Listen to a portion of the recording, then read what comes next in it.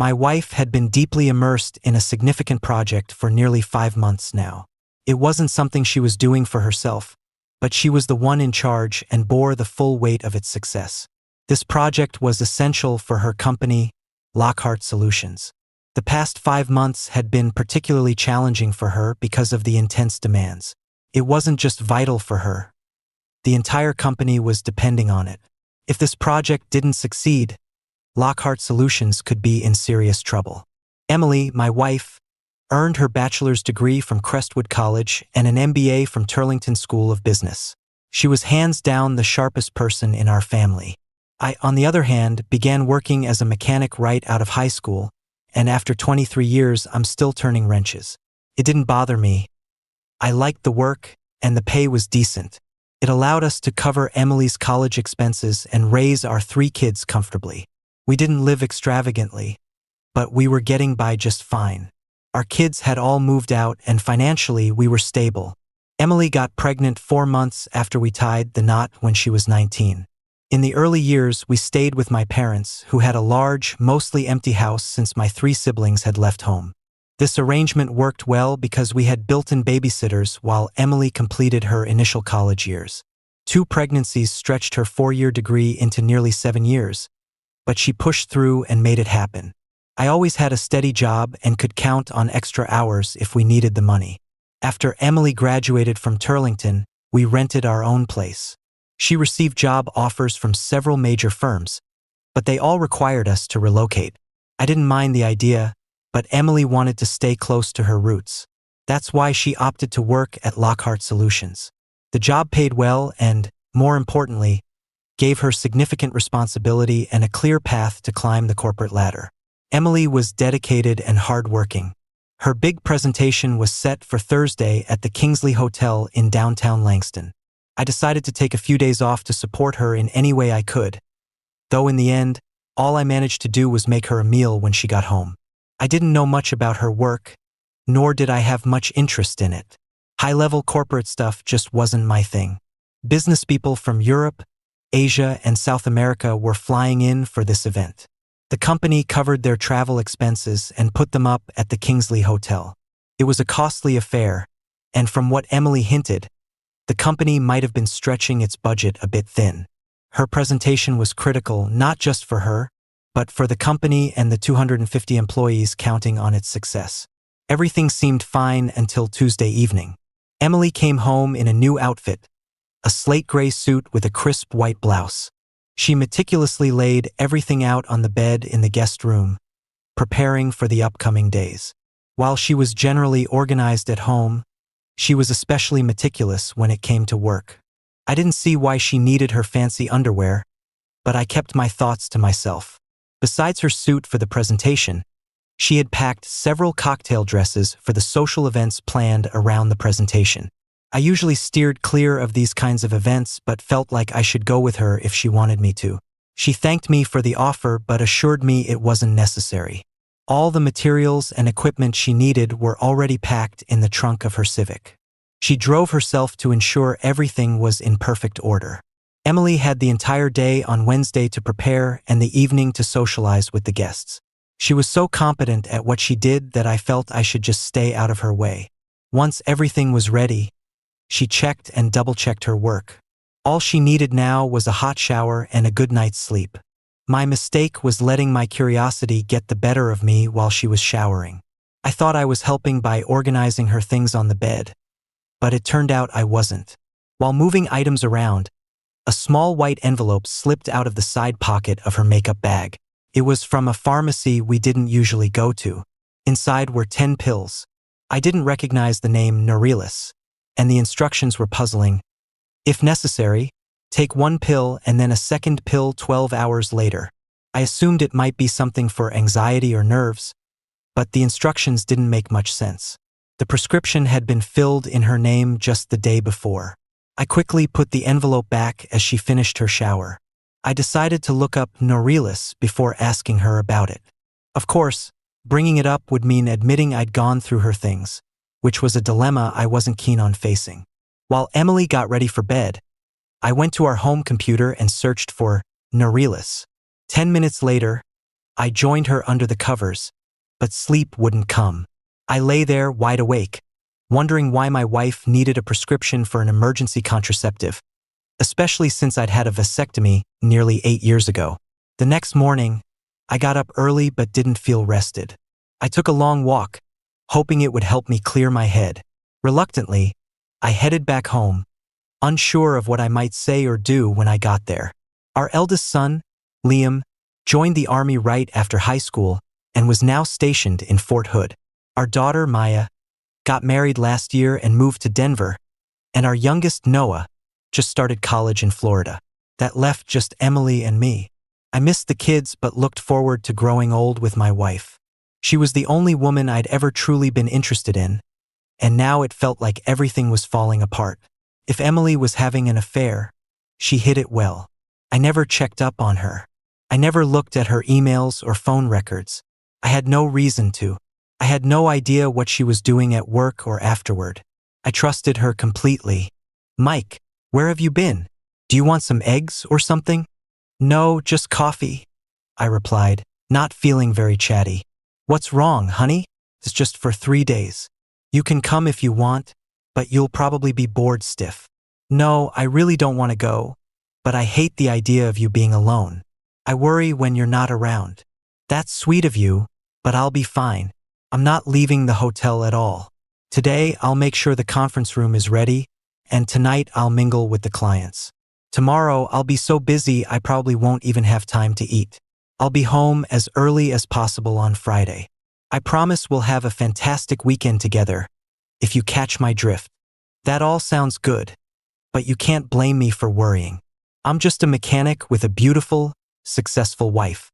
Sometimes I feel like you're more focused on your career than on us. Stop it, Mike.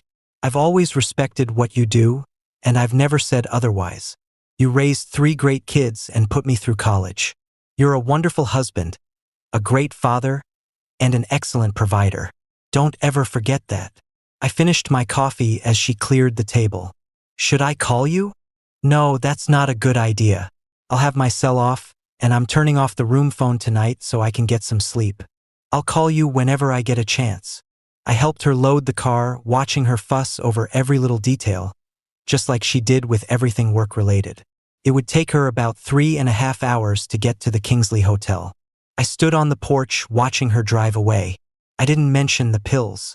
I spent the rest of the morning on the porch, worrying more than I ever had before. I felt small and out of place, like I didn't belong in her world. I was just a small-town guy with a regular job, and she was out there succeeding. I should have seen it earlier. I felt like a fool. The best suit I owned was a blue blazer with some old slacks. At least I had a few ties, even if they were a decade out of date. I had just finished getting dressed when the phone rang. "Hey, Han. Just wanted to let you know I made it here okay. The drive wasn't too bad. Traffic wasn't too heavy. It was fine. I'll call you tonight. I got to go now. I'm in room 914.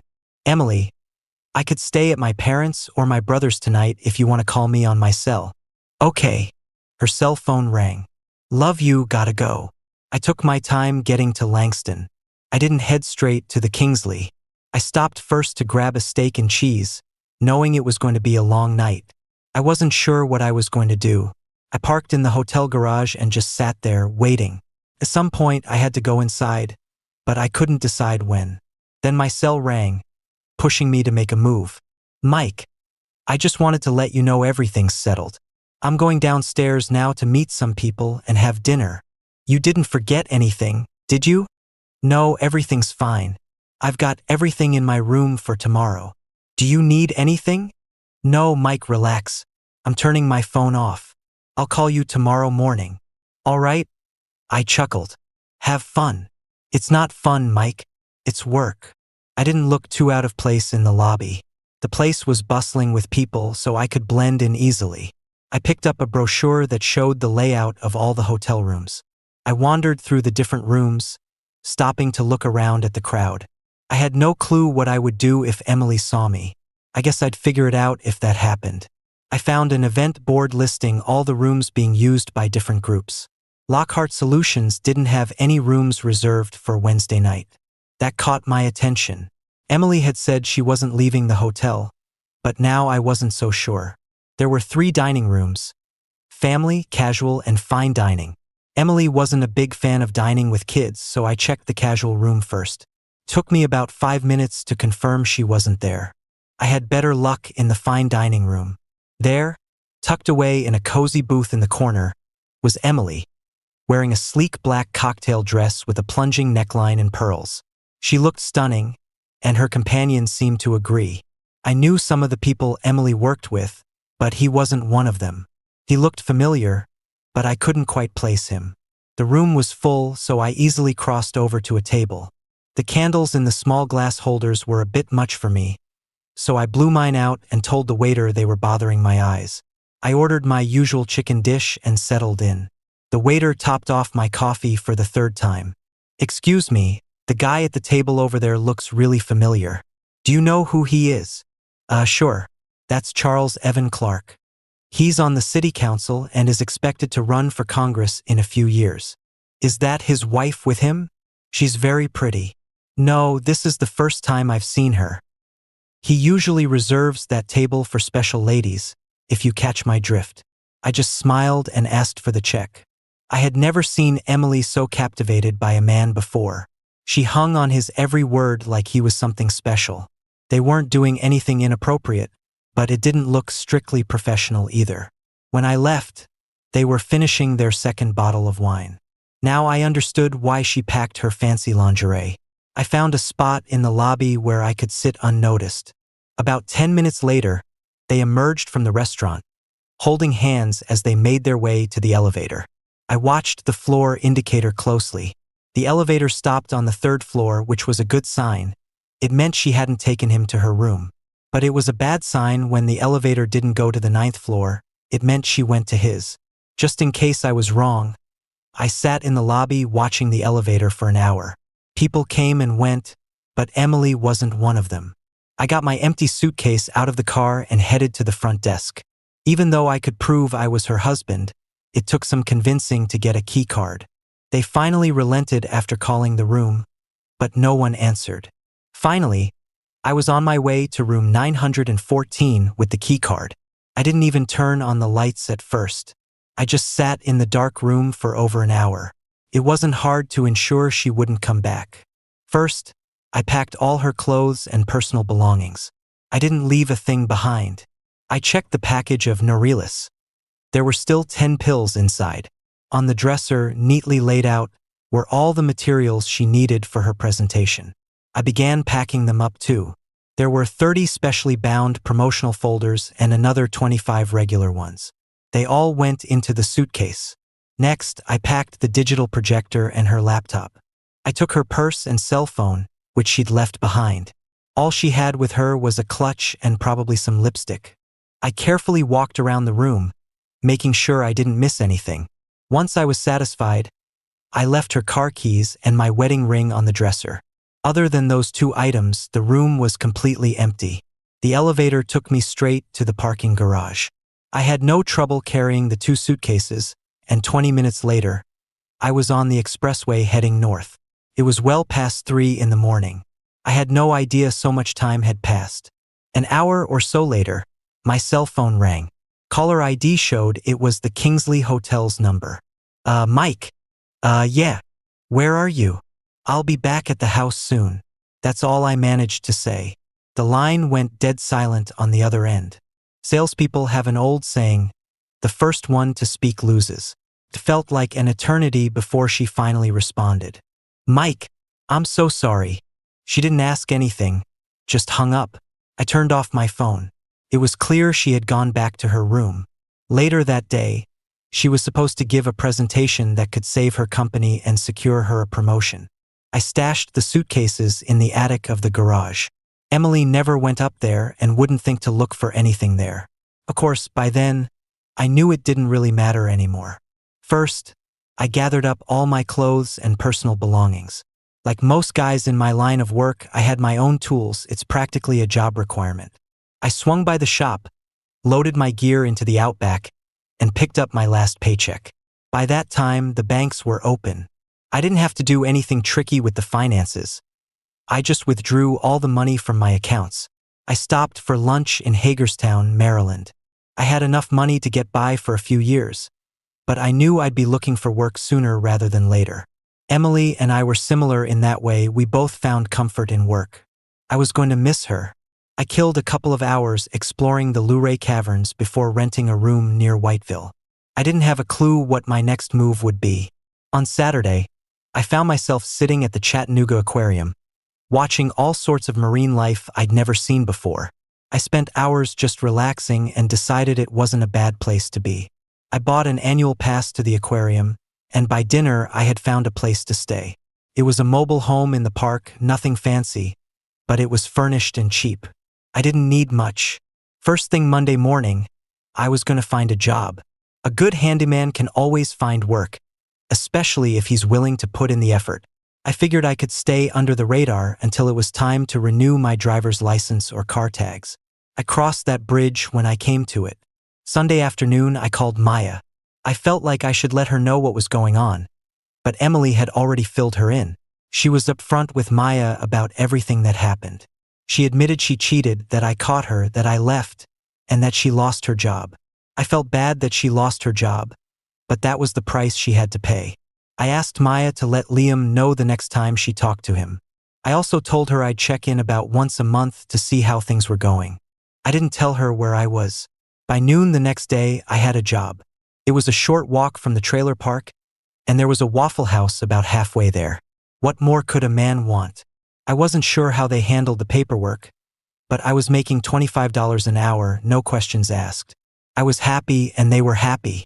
I wouldn't even need to dip into the money I'd brought with me. About 2 months later, Maya let me know that Emily had moved out of the house and was living with her parents.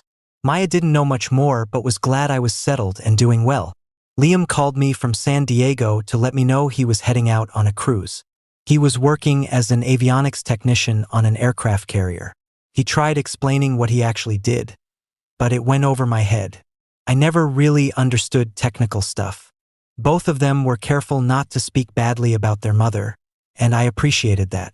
After that, life went on as usual. I started talking to Maya at least once a week, and Liam and I began emailing regularly. Maya kept in touch with Emily, but she didn't share much about what her mother was doing or where she was. I never filed for divorce, and it seemed Emily hadn't either. I got a Tennessee driver's license and updated the tags on the Outback. I started going to a local bar a couple of times a month and even ended up having a few flings. 2 different women took turns becoming my regular nighttime companions. They weren't looking for anything serious, and neither was I. It worked out well for everyone involved. Life was good. That was a long time ago, and gradually I forgot about Emily. Eventually, the Outback started giving me trouble. I hadn't kept track of how long it had been. The car had over 200,000 miles on it. I was pondering all this over a beer one day when it hit me. It had been nearly 5 years since I left home. I had stayed in close touch with both kids. By that time, Maya had 2 kids of her own and was eager for me to visit. Liam almost married a Thai woman but backed out at the last moment. I usually worked 6 days a week and spent Sunday recovering from Saturday night. There was no good reason for someone to be knocking on my trailer door at 6 a.m. on a Friday. Their rudeness was met with a half-naked man answering the door. Day-old boxers are pretty gross, and the lady at the door, judging by the look on her face, agreed with me. She turned away, but her companion didn't seem bothered. Normally, I would have put on pants, but at a time like this, visitors just annoyed me. "We're looking for Mike Collins." "I don't know you." "My name's Dave Simmons, and this is my wife, Mara. We have a problem and we're hoping you can help us." "Sorry, I don't work under moonlight. If you need something done on your car, you'll have to go to the shop." This was met with blank stares, and then finally a response. "It's not about your job. It's more of a personal issue. Can we come in?" The inside of the trailer looked like a mess. I rarely had guests, so I rarely cleaned. Even my girlfriends insisted we go to their places. "Be my guest. Let me throw on some pants real quick." I left the bedroom door open as I dressed, just to show them what a welcoming host I am. I also threw on a shirt. "Want some coffee? It'll only take about 10 minutes. I moved some things off the couch so they could sit down. There was no answer to the coffee offer. We have an adopted daughter who's almost 5 and a 2-year-old who needs a bone marrow transplant. We're hoping you can help us. We're willing to pay you if necessary. Buy my bone marrow? No, we want to use it. And we're prepared to compensate you for any inconvenience. So you do want to buy it? I was being a wise ass, and I suddenly realized it. These people were serious. They had a real problem and were looking for help. I'm sorry. I didn't mean to interrupt. Please go on. Our best chance of finding a donor is next of kin. You're our best hope. Hold on a second. I don't mean to sound rude, but I think you've got the wrong guy. When was your daughter born? She'll be 5 in July. Mara Simmons spoke for the first time and she sounded sincere. I hate to break it to you, but I had a vasectomy over 15 years ago. There's no way I could be her father. Then why is your name on her birth certificate? I can't answer that. Maybe you should ask her mother. That statement was met with silence. I felt bad for these folks, but I didn't know how to help them. What's the mother's name? Emily Elise Collins. I was at a loss for words. Maybe I shouldn't have taken those damn pills from her. But then again, if I hadn't, these people wouldn't have a daughter at all. I thought I was done with grief, but here it was again, creeping back into my life. Memories of Emily with that politician in Philly came flooding back. Just when I was starting to forget it all, it was back. Damn it. I understand now, and I apologize for my rudeness and insensitivity. I'll do everything I can to help you. First, why can't Emily donate the bone marrow herself? Medically, she can't. Why not? She's the mother. She should be a good match. She is a match, but she's too sick. The doctors refused to even consider her as a donor. Sick with what? She's dying of liver failure. They've given her less than 6 months. This doesn't make sense. She was always in perfect health. And I don't see why liver disease would prevent her from donating bone marrow. The hospital won't accept her consent. Are you saying there's something wrong with her mind? They both looked at me in silence. They knew the answer but didn't want to say it. I didn't want to push them further. 10 minutes ago, I didn't care about these people, but now I felt the need to protect them and help them. How did this happen? Could any of my kids be a match? Maybe, but we thought you were our best hope. Why don't you go after your real father? We thought it was you. We have no idea who else it could be. Emily didn't mention anyone else. In fact, she wasn't in any condition to explain anything, Mara added. Most of our information came from the adoption agency. I needed to make some coffee and take a break. Excuse me for a moment. I left my guests sitting there while I brewed the coffee. It only took a few minutes. While it brewed, I took a much-needed bathroom break. I tried to be discreet. I'd already embarrassed Mara enough. Where do you live? West Chester, Virginia. I'll make you a deal. If I tell you who your daughter's real father is, you have to promise me you'll go after him relentlessly until you get what you need. What are you talking about? Your daughter's father is a prominent politician in Virginia. He'll deny everything and will probably use his legal resources to fight you. But if you push hard enough to make him admit the truth, you might be able to pressure him into getting the bone marrow transplant. That's what you want, right? Yeah, sure. But how do we pull that off? I'm not entirely sure. I'm a mechanic, not a politician. But I think your best bet would be to leverage the media, television, radio, newspapers. Politicians will go to great lengths to avoid bad press. Do you have any connections who could help? Their expressions brightened. I must have struck a chord of hope. I think we can manage that. So, who is he? Dave asked, determination in his voice. Charles Evan Reed. He's running for the U.S. Senate. I'd bet anything that he'll bend over backward to steer clear of a scandal. The coffee was ready, but Dave and Mara were eager to head back. Before they left, I gave them Maya and Liam's contact information in case they needed backup. I was sure my kids would pitch in if needed. I also asked them where Emily was living. I figured I'd be in Pensacola before they even made it back to Westchester. I got a haircut and picked up a new shirt. Emily had shattered my life, but for some reason, I still wanted to look decent when I saw her. Her place was another trailer, but this one was a newer double-wide. Her old Volvo was parked out front, sporting a flat tire and a busted windshield. The woman who answered the door wasn't Emily. She looked haggard, like life had been a rough ride. Probably in her late 40s or early 50s, and the absence of makeup didn't do her any favors. I barely had time to open my mouth before she spoke. "Well, if it isn't Mike Collins. Never thought I'd see you around here." I had to fall back on the old cliché. "You've got me at a disadvantage." "Sherry Hale. Come on in, honey. Can I get you a beer?" "No thanks. I'm here to see Emily." Sherry walked across the small living room and pointed toward the dining area. "Here she is, Mike. Take a good look." She gestured to a brass urn sitting alone on a small table. I guess I was too late. I stood there, staring at the urn, unable to move. "Maybe I will take that beer now." Emily had moved to Pensacola after giving up her baby for adoption. She bought the trailer with the money she got from Lockhart Solutions after being laid off. She had a profit share, 401k, and other benefits that helped her get by for a while. Eventually, she took a job at a local garment factory in the shipping department, where she met Sherry. Sherry rented a room from Emily. Every penny Emily earned went toward alcohol. She started with wine and eventually turned to the cheapest liquor she could find.